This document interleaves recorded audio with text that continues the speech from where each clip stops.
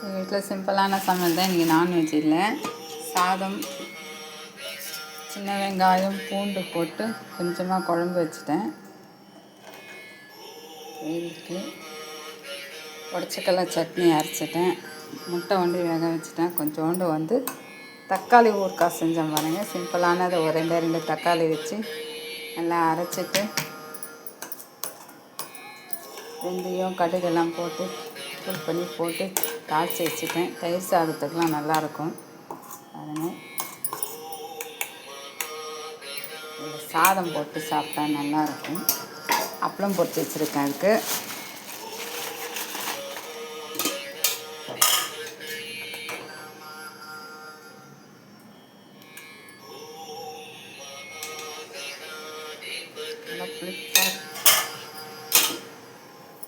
ஒன்றும் இல்லைங்க, வெறும் தக்காளி தான். தக்காளியை நல்லா அரைச்சி எடுத்துக்கோங்க. நல்லெண்ணெய் ஊற்றிட்டு கடுகு, கொஞ்சம் பூண்டு, முழு பூண்டு கொஞ்சம் போட்டு, கொஞ்சம் வெந்தயம் போட்டு நல்லா வதக்கிட்டு நல்லா சுண்டான பிறகு கடுகு வெந்தயம் பவுட்ரு பண்ணி வச்சுருக்கேன் பார்த்திங்களா, அதை போட்டு நல்லா இறக்கணுங்க. அவ்வளோதான்.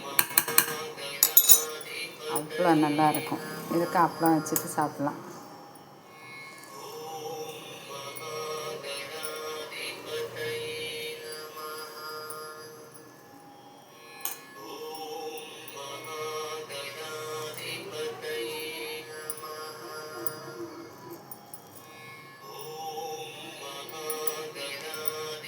நல்லா இருக்கு. நான் இது வரைக்கும் செஞ்சதில்லை, இதுதான் ஃபஸ்ட்டு வாட்டி. ஆனால் நல்லாயிருக்கு, சூப்பராக இருக்குது. அவ்வளோதாங்க எங்கள் வீட்டு சமையல்.